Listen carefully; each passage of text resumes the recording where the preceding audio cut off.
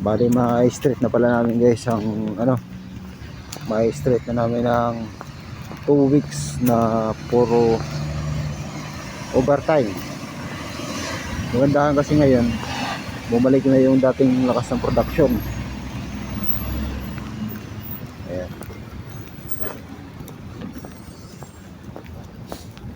Hindi gaya nung ano, kagaya nung kasi nung dumating nga pala kami dito guys, ano, nung last year May 28 kami dumating dito at na-deploy kami nasa June 5. Tapos nung pag ano namin, nung nag-start na kami, malakas na talaga yung production nun.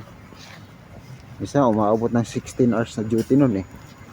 Eh ngayon hanggang ano na lang, hanggang 12 hours na lang. At buti na lang, maano na, lumakas na ulit. At ang kahinaan pala ng ano, ang mahinang gawa dito sa company namin ay ano, nagsisimula siya ng mga October gana. October hanggang January, February, so mahina pa yung production dito.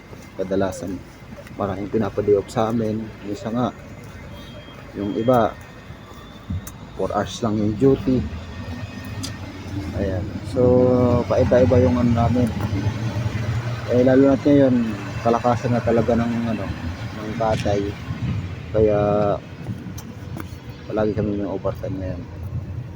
Kaya naway magtagal ang overtime na naman namin. Ayan guys. So